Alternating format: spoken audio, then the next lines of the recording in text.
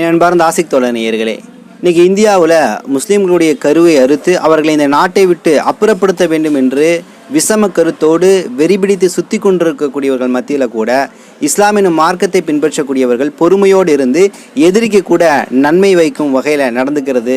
எதிரி நம்மளை கொல்ல வந்து அவனுக்கு ஒரு ஆபத்து ஏற்பட்டால் கூட அவனுக்கு உதவுவது அப்படிங்கிற இஸ்லாம் ஏற்படுத்தி கொடுத்த அந்த மனித நேயத்தோடு பிறர் நலம் நாடக்கூடிய இடத்துல தான் இன்றைக்கி முஸ்லீம்கள் உலகம் முழுக்க இருக்கிறாங்க. இந்தியாவில் வெறுப்பு சித்தாந்தம் எகிரி கொண்டிருக்கக்கூடிய வேலையில் கூட அந்த இடத்துல பொறுமையோடு இருந்து அதை சகிப்புத்தன்மையோடு சரியான விதத்தில் அதை ஜனநாயகத்தின் அடிப்படையில் அட்ரஸ் பண்ணிகிட்டு இருக்காங்க. ஸோ அந்த அடிப்படையில் தான் இன்றைக்கி தமிழ்நாட்டில் இந்தியாவுக்கே ஒரு முன்னுதாரணமாக முஸ்லீம்கள் எப்படி இருக்காங்க அப்படிங்கிறதுக்கு ஒரு சம்பவம் நடந்திருக்கு. உங்களுக்கு தெரியும், பாஜகவுடைய மூத்த தலைவர் ஹச் ராஜாவுக்கு மிகப்பெரிய அளவில் உடல்நல பாதிப்பு ஏற்படக்கூடிய சமயத்தில் அந்த இடத்துல ஒரு முஸ்லீம் உதவி இருக்கிறார் அப்படிங்கிற செய்தி உங்களுக்கு தெரியும். ஸோ அதை குறித்தும் இன்னொரு ஹிந்து சகோதரர் தொப்பில்குடி உறவை சார்ந்தவர்கள் இஸ்லாமிய உறவுகளோடு எந்தளவு வந்து இணங்கி இருக்கிறாங்க அப்படிங்கிறதுக்கு நான் சொன்னது உடல் ரீதியாக இந்த நல்லிணக்கம் என்ற விஷயத்தில் மத நம்பிக்கைகள் தாண்டி உடல் ரீதியாக அவனுடைய உள்ளம் ரீதியாக எந்தளவு நம்ம வந்து உதவிக்கிறோம் அப்படிங்கிறதுக்கு ஒரு சிறந்த எடுத்துக்காட்டுகளும் இன்றைக்கி வந்து செய்தியாக கிடச்சிருக்கு.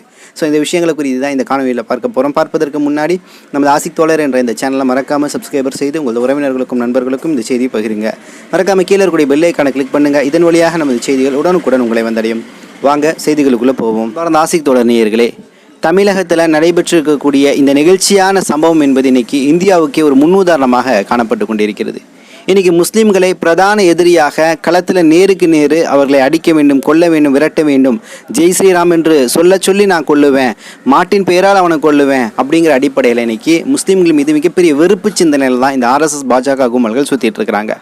அப்படிப்பட்ட நிலையில் இன்றைக்கி அந்த வெறிகொண்டிருக்கக்கூடியவர்களுக்கு கூட ஒரு முஸ்லீம் நபர் நலவை நாடுறார் அப்படின்னா அவர் எந்த அளவு தனது மார்க்கத்திலையும் மனித நேயத்திலையும் உறுதியாக இருப்பார் அப்படிங்கிறது நம்மளால் இங்கே தெரிஞ்சுக்க முடியுது. அந்த அடிப்படையில் தான் நேற்றைய தினம் NDTV வந்து ஒரு நிகழ்ச்சி ஏற்பாடு செஞ்சுருந்தாங்க.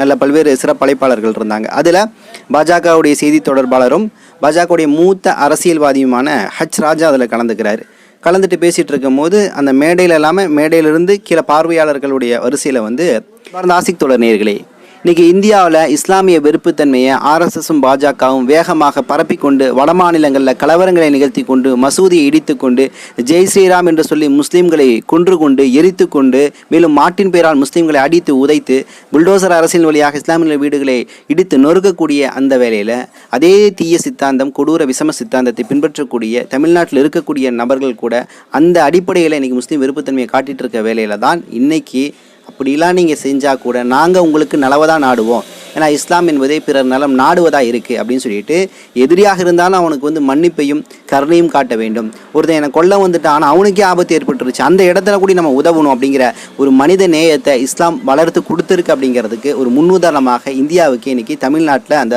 ஒரு சம்பவம் நடந்திருக்கு. உங்களுக்கு தெரியும், நேற்றைய தினம் NDTVயில் வந்து ஒரு நிகழ்ச்சி நடக்குது. ஆங்கில நிகழ்ச்சி தான், எல்லோரும் ஆங்கிலத்தில் உரையாடுறாங்க, சில நபர்கள் ஹிந்தியில் பேசுகிறாங்க. ஸோ அதில் கிட்டத்தட்ட ஒரு 6-7 சீஃப் கெஸ்ட்லாம் அமர்ந்துருக்காங்க. அதில் பாஜகவுடைய செய்தி தொடர்பாளரும் பாஜகவுடைய மூத்த அரசியல்வாதியுமான ஹச் ராஜா அவர்கள் கலந்து கொண்டு அந்த மேடையில் பேசிகிட்டு இருக்கிறார். ஸோ கீழே பார்வையாளர்கள் இருப்பாங்களா, அதில் சில சிறப்பு அழைப்பாளர்கள் இருக்காங்க. அதில் திமுகவை சார்ந்த டாக்டர் SAS ஹஃபீசுல்லா என்று சொல்லக்கூடிய நபரும் கலந்துக்கிறாரு. அவரும் அந்த நிகழ்ச்சியை பார்த்துட்டு இருக்கிறாரு. நிகழ்ச்சி போயிட்டு இருக்கக்கூடிய வேளையில் தான் திடீர்னு ஹச் ராஜாவுக்கு மயக்கம் வந்து அப்படி தள்ளாடி அப்படி கீழே விலகக்கூடிய சூழலுக்கு போகிறாரு. ஸோ இவருக்கு உயிருக்கு ஏதாவது ஆபத்து ஏற்பட்டுருமோன்னு சொல்லிட்டு கூட வந்திருக்கக்கூடிய அந்த பணியில் இருக்கக்கூடியவர்கள் இவருடைய சொந்த வாகனத்தை நம்ம பயன்படுத்தி உடனடியாக கிரீம்ஸ் ரோட்டில் இருக்கக்கூடிய அப்பல்லோ மருத்துவமனை கூட்டு போகலான்னு முடிவு பண்ணிட்டு உடனடியாக அவர் அழைச்சிட்டு போகிறாங்க. அந்த இடத்துல இம்மீடியட்டாக இவருடைய பிரச்சனை ஓரளவு உணர்ந்து கொண்ட ஹஃபீசுல்லா அவர்கள் ஒரு சிறப்பான ஒரு ஆலோசனை கொடுக்குறாரு. நீங்கள் இப்போ இவரை அழைச்சிட்டு அப்பல்லோ போகிறீங்கன்னா ரொம்ப டைம் டூ லேட் ஆயிரும். கோல்டன் ஹவர்ஸ் என்று சொல்லக்கூடிய தங்கத்தை போல் வந்து விலை மதிப்பற்ற அந்த நேரங்கள் தான் நமக்கு ரொம்ப முக்கியம். அந்த நேரத்தில் நம்ம வந்து சரியான மருத்துவத்தை உடனடியாக கொடுத்தா தான் அடுத்த கட்ட மருத்துவத்தை நோக்கி சிகிச்சையை நோக்கி போக முடியும்னு சொல்லிட்டு அங்கே இருக்கக்கூடியவர்களை கண்டிக்கிறார். அப்போ உடனடியாக நீங்கள் என்ன பண்ணுங்கள், இங்கே இருக்கக்கூடிய இந்த காரை பயன்படுத்தி நீங்கள் என்ன பண்ணுங்கள், பக்கத்தில் இருக்கக்கூடிய மருத்துவமனைக்கு முதல் கூட்டு போங்க. அழைச்சிட்டு போய் என்ன சரியான பிரச்சனையோ அதை ஓரளவு டிஃபைன் பண்ணிவிட்டு ஒரு முதலுதவி போல் விஷயங்களை கொடுத்துட்டு அப்புறம் அங்கேருந்து நீங்கள் என்ன பண்ணலாம், அப்போல்லாம் கூட்டு போங்கன்னு ஒரு ஐடியா கொடுக்குறாரு. ஸோ இந்த ஐடியாவை வந்து உடனடியாக அங்கே இருக்கக்கூடியவர்கள் அமல்படுத்துகிறாங்க. அதே போல் அழைச்சிட்டு போய் ஒரு சில முதலுதவியை கொடுத்துட்டு நேரடியாக அப்போல்லாவுக்கு கூட்டு போகிறாங்க, கிரீம்ஸ் ரோட்டில் இருக்கக்கூடிய அப்பல்லோவில். ஸோ அப்போலோவில் போய் ஹஜ்ராஜா வந்து அட்மிட் பண்ணப்பட்டு ஐசியூவில் வந்து செலுத்தப்படுகிறார். ஐசியூவில் எல்லாம் செக் பண்ணிட்டு ஸ்ட்ரோக் பக்கவாதம் சொல்லுவாங்க, இது போன்ற சில பிரச்சனைகள் இருக்குன்னு சொல்லிட்டு அவருக்கு தீவிர சிகிச்சை கொடுத்துட்ருக்குறாங்க. இப்போ ஓரளவு உடல் நலமாக இருக்கிறார் அப்படிங்கிற செய்தி தான் வந்துட்டு இருக்கு. ஸோ இந்த சூழலில் தான் தமிழ்நாட்டுடைய முதலமைச்சர் மு க ஸ்டாலின் அவர்கள் நேரில் போய் பல்வேறு கருத்து முரண்பாடுகள் இருந்தாலும் பல்வேறு சித்தாந்தத்தின் அடிப்படையில் வெவ்வேறு சித்தாந்த விஷயங்களில் இருந்தால் கூட அதெல்லாம் கலைச்சி வச்சுட்டு ஹச்ராஜாவுடைய உடல்நலம் குறித்து போய் விசாரிக்க போயிருக்காரு. அவர் எப்படி இருக்கிறாரு, என்னென்ன ட்ரீட்மெண்ட் கொடுத்துட்ருக்காங்கங்கிற பல விஷயங்களை விசாரித்து ஆறுதலும் சொல்லிட்டு இன்றைக்கி மு க ஸ்டாலின் வந்திருக்கிறார். அப்போ தமிழ்நாடு என்னதான் ஒரு தீய சித்தாந்தம் இந்த மக்களை அழிக்கக்கூடிய, இந்த மண்ணை மாசுபடுத்தக்கூடிய ஒரு விசமியாக இருந்தால் கூட அவனுக்கு உடல் நலம் இல்லை, அவன் வந்து ரொம்ப உயிருக்கு பெரிய பிரச்சனை இருக்குது அப்படிங்கும்போது அவன் நலம் நாடக்கூடிய இடத்த தான் இன்றைக்கி தமிழ்நாடுடைய அரசு இந்த மக்களும் இருக்கிறாங்க. இதில் குறிப்பாக முஸ்லீம் செய்த இந்த உதவி இருக்குல்ல, இது வாழ்நாள் முழுக்க ஹச்ராஜா மறக்கக்கூடாது. ஹச்ராஜாவுக்கு இறைவன் உடல் நலத்தையும் பூரண நல்வாழ்வையும் கொடுக்கணும். இந்த ஒரு டேன் பாயிண்ட் இருக்குல்ல, இதுக்கப்புறமாச்சும் இதை திருந்தி வாழணும். இதுக்கப்புறம் வெளியே வந்து ஹஃபீசுல்லா என்று சொல்லக்கூடிய இந்த டாக்டருக்கு ஹச்ராஜா நன்றி சொல்லணும்.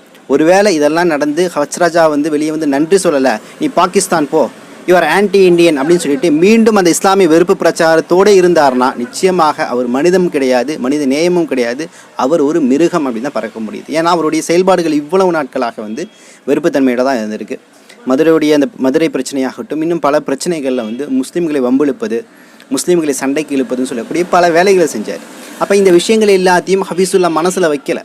நீ எனக்கு என் சமுதாயத்துக்கு இவ்வளோ கேடு பண்ணிட்டேன்லாம் நினைக்கல. அவரை பொறுத்தவரை அவன் எப்படியோ இருந்துட்டு போட்டோம், அவன் தவறை வெறுக்கின்றேன், ஆனால் அவனை வெறுக்கலை. என்றைக்கும் ஒரு மனுஷனுடைய தவறை வெறுக்கலாம். அவன் எவ்வளோ பெரிய குற்றம் செஞ்சாலும் சரி, எவ்வளோ பெரிய பாவம் செஞ்சாலும் சரி, அல்லாஹ்வை மன்னிக்க தயாராக இருக்கான். நாம் எதுக்கு மன்னிக்காமல் இருக்கிறதுக்கு? அவன் நிச்சயமாக அவனுடைய தவறை வெறுக்க வேண்டும், அவனை வெறுக்கக்கூடாது. அப்படிங்கிற அடிப்படையில் ஹஃபீசுல்லா உடனடியாக அந்த கோல்டன் ஹவர்ஸை பயன்படுத்தி கொடுத்த அந்த ஆலோசனை இன்றைக்கி ஹச்ராஜாவுடைய உயிரையே பாதுகாத்திருக்கு. அப்படிங்கும் போது ஹச்ராஜா வெளியே வந்து கொஞ்சம் மீளாய்வு செய்யணும். நம்ம இப்படிலாம் இருந்திருக்கோமே, நமக்கு அதே இஸ்லாமியை தான் நம்மளை தொட்டு தூக்கி நமக்கான உதவி செஞ்சுருக்காங்கிற அந்த எண்ணம் நிச்சயமாக ஒரு நல்லெண்ணமாக மாறி ஒரு மாற்றத்தை கொடுக்கணும் அப்படிங்கிறதா நமது வேண்டுகோளாக காணப்படுது. ஜெகநாதன் என்று சொல்லக்கூடியவர் வந்து ஒரு மிகப்பெரிய ஆட்டுப்பண்ணை, மாடுகள் எல்லாம் சேர்ந்து ஒரு பண்ணையை வச்சுருக்கிறாரு. நல்ல முறையில் அந்த தொழில் என்பது செஞ்சிட்ருக்கிறார். இவர் ஒரு பசுமை விகடனுக்கு பேட்டி கொடுக்குறாரு. என்னை பொறுத்த வரைக்கும் பணத்தை நான் சேர்த்து வைக்க மாட்டேன். சில நபர்களுக்கு வந்து பணம் சம்பாதிக்கிறது பிடிக்கும், எனக்கு செலவு பண்ணுறது, அதாவது உதவி செய்கிறது எனக்கு ரொம்ப பிடிக்கும். அந்த அடிப்படையில் பக்ரீத்துக்கு நான் எப்பயுமே 10-20 ஆடுகளை வந்து குர்பானி கொடுத்து அவர்களைப் போலவே ஏழை எளிய மக்களுக்கு அந்த கறியை கொண்டு போய் சேர்ப்பேன். அதே போல் ரம்ஜானுக்கு ஜமாத்தார்களுக்கு பல ஆடுகளை நான் கொடுத்து ரம்ஜானில் வந்து நோன்பு நோக்கக்கூடியவர்களுக்கு உணவாக அதை பயன்படுத்திக்கங்கன்னு சொல்லிட்டு கொடுப்பேன். அதே வேளையில் ஜல்லிக்கட்டுக்கு மாடு கேட்டு வந்தால் கூட அந்த மாட்டை நான் வந்து இலவசமாக கொடுப்பேன் அப்படின்னு கேட்குறாரு. இப்போ ஊடகவியலாளர் கேட்குறாரு, இவ்வளோ கொண்டு போய் கொடுக்குறீங்களே, உங்களுக்கெல்லாம் பணம் எப்படி கிடைக்குது? எனக்கு இறைவன் கொடுக்குறான், நான் நல்ல முறையில் சம்பாதிக்கிறேன். சரி, நீங்கள் சேர்த்து வச்சுக்க மாட்டீங்களா? நிச்சயமாக நான் சேர்த்து வைக்க மாட்டேன் பெரிய அளவில், ஏன்னா இறைவன் எனக்கு கொடுப்பான், இறைவன் கொடுப்பாங்கிற நம்பிக்கை இருக்குன்னு சொல்லிட்டு ஒரு முஸ்லீம் எந்த சித்தாந்தத்தை வந்து தீவிரமாக பின்பற்றணுமோ அதை மனித நேயத்தோடு ஒரு நபர் செய்கிறாரு பாருங்க. தன் இருக்கக்கூடிய செல்வத்தை பெரிய அளவில் சேர்த்துக்காமல் எவ்வளோ முடியுமோ அவ்வளோ மக்களுக்கு கொடுக்குறாரு. அவரே சொல்கிறார், எனக்கு சேர்த்து வைக்கிறது சந்தோஷம் இல்லை, கொடுக்கறது தான் சந்தோஷங்கிறாரு. இப்போ அந்த ஜெகதீசன் என்ற நபர் எவ்வளோ பெரிய ஒரு உன்னதமான நபராக இருக்கிறார் பாருங்கள். பல ஆண்டுகளாக செஞ்சுட்டு இருக்கிறார். குர்பானிக்கு எப்பயுமே ஆடு அவரே குர்பானி கொடுத்துருவாராம். 10-20 ஆடு ஜல்லிக்கட்டு கொடுப்பேங்கிறாரு, ரம்ஜானுக்கு கொடுப்பேங்கிறாரு.